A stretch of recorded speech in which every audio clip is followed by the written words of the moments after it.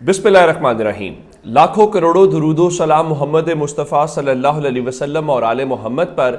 मैं हूँ उमर दराज गोंदल। मैं आपको जो पहली खबर दूंगा वो इमरान खान और जनरल आसिम मुनीर के दरमियान ब्रेक थ्रू के हवाले से है कि आखिर ऐसा क्या हुआ है। लेकिन राइट नाउ मैं आपको खबर ये देना चाहता हूँ कि इमरान खान जो हैं वो इस्लामाबाद पहुँच गए हैं। सबसे पहले वो जुडिशल कॉम्प्लेक्स पहुँचे हैं जहाँ पे लेकिन मैं उनके घर से रवानगी और एयरपोर्ट वाले जो मुख्तलिफ विजुअल्स हैं वो आपको दिखाना चाहता हूँ।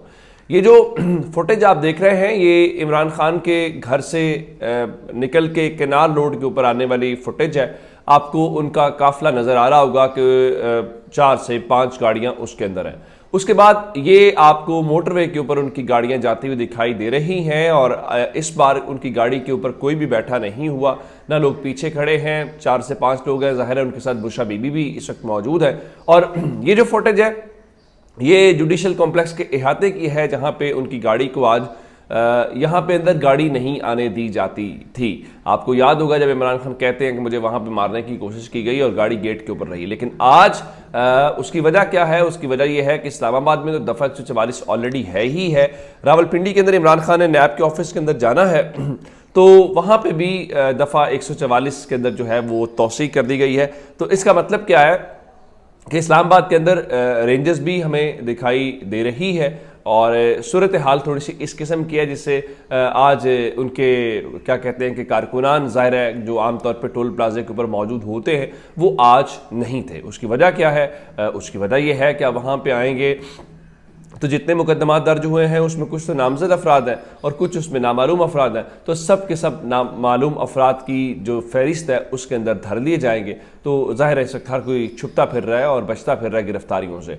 अब आते हैं इस बात के ऊपर जनरल आसिम मुनीर और उनके दरमियान। इमरान खान ने रात को मुख्तलिफ इंटरनेशनल मीडिया को इंटरव्यूज़ दिए हैं जिसमें एक इंडिपेंडेंट वालों को भी इंटरव्यू दिया है और कुछ और इंटरव्यूज़ हैं जिसके अंदर उनसे ये सवाल हुआ कि क्या वाक़तन उनके और जनरल आसिम मुनीर के दरमियान कोई ज़ाती चीज़ें चल रही हैं, जिस पर उनका मेरी तरफ से तो नहीं है, अब उनकी तरफ से बयानात से ही मालूम हो रहा है दूसरी तरफ से ज़ाती चीज़ें हैं। चले यहाँ तक ठीक है। लेकिन अब जो एक पॉजिटिव चीज़ मुझे दिखाई दी है मैं आपके सामने वो रखना चाहता हूँ। और वो पॉजिटिव चीज़ क्या है? पॉजिटिव चीज़ ये है कि इमरान खान ने इंडिपेंडेंट उर्दू को इंटरव्यू देते हुए और इंडिपेंडेंट अंग्रेज़ी को इंटरव्यू देते हुए ये कहा है कि अगर देखा जाए तो वो शहबाज शरीफ इस वक्त इर्रेलेवेंट है, वो गैर मुतल्लिक है। यानी अगर कोई ये कहे कि शहबाज शरीफ से बात करनी चाहिए तो उसका कोई फ़ायदा नहीं है। ज़ाहिर है कि इख्तियारात शहबाज शरीफ के पास नहीं है और ना ही पाकिस्तान को शहबाज शरीफ चला रहे हैं प्रैक्टिकली। इमरान खान के ऊपर लोग बहुत सारी बातें करते हैं और कहते हैं कि इमरान खान ऐसी बात करते हैं कि वो सिविलियन से या सियासतदानों से बात नहीं करते लेकिन इस्टेब्लिशमेंट से और उनसे बात करना चाहते हैं। अब ये जो ब्रेक थ्रू है इमरान खान ने जनरल आसिम मुनीर से बराह रास्त बातचीत करने की और डायरेक्ट मुज़ाकरात करने की या डायरेक्ट किसी मेल मिलाप की जो है वो पेशकश की है। और उन्होंने ये कहा है कि वज़ीर आज़म गैर मुतल्लिक है और आर्मी चीफ समेत सबसे मुज़ाकरात चाहता हूँ। यानी वो कह रहे हैं कि मैं सबसे मुज़ाकरात जिसमें आर्मी चीफ भी शामिल हूँ मैं वो करना चाहता हूँ। मज़ीद तफसीलात में क्या कहा?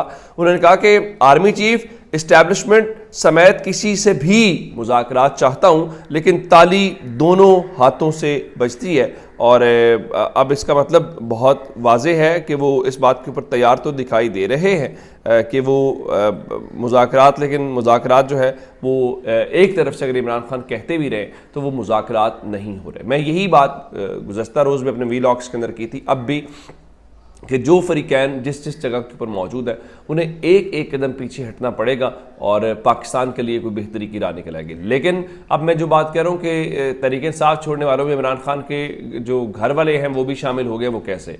पिछले चंद अरसे के दौरान हमने देखा कि घर से मुराद आपके वही लोग नहीं होते जो आपके साथ कोई ब्लड रिलेशन हो, बल्कि जो लोग हर वक्त आपके साथ रहे, आपके घर में मौजूद रहे, वो भी तकरीबन घर के फ़र्द ही तस्वुर किए जाते हैं।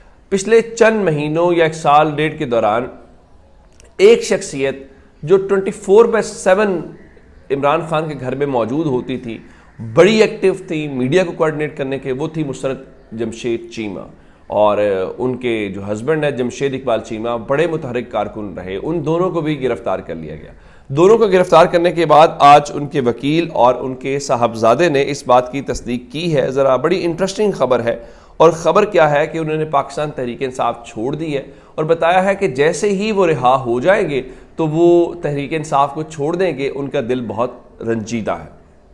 اب میں نے آپ کو بتایا تھا کہ اگر یہ کہا جائے کہ مثال کے طور کے اوپر 9 مئی کے واقعات کو یہ کہا جا رہا ہے کہ جی وہ پاکستان کا 9/11 ہے یا بہت بڑا جرم ہے، تو ٹھیک ہے، لیکن یہ کہنا کہ اگر تحریک انصاف کو چھوڑ دیں گے تو پھر آپ کا FIR میں سے نام بھی نکل جائے گا، پھر آپ کی رہائی بھی ہو جائے گی، تو پھر اس بات کی سمجھ نہیں آتی۔ پھر لگتا یہ ہے کہ بہت ساری چیزوں کو بہت ساری چیزوں کے لیے استعمال کیا جا رہا ہے یا اس کی آڑ لی جا رہی ہے۔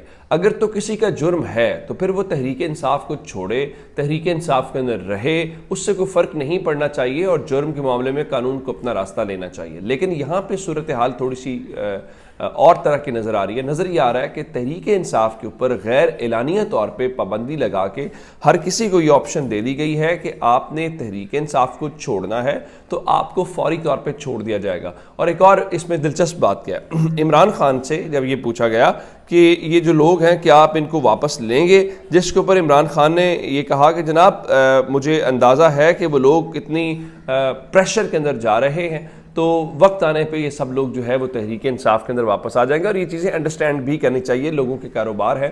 کراچی میں آپ نے دیکھا کہ فردوس شمیم نقوی کی جو بلڈنگ ہے اس کو گرایا گیا، خرم شیر زمان جو ہے ان کے ریسٹورنٹس کو سیل کر دیا گیا۔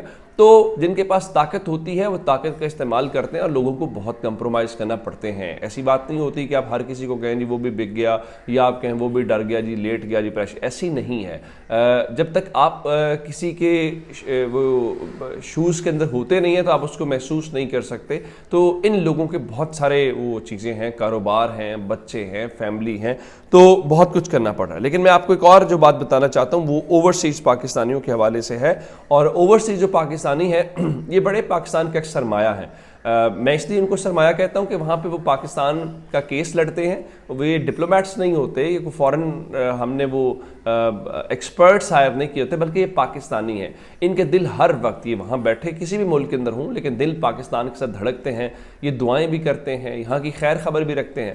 لیکن چونکہ ان میں سے کہا جاتا ہے کہ 90% جو ایک تاثر ہے وہ لوگ تحریک انصاف کے سپورٹرز ہیں یا حامی ہیں۔ رات کو اسپیس میں بھی آپ نے دیکھا کہ جتنے اوورسیز تھے وہ بہت زیادہ وہاں پہ اکثریت میں۔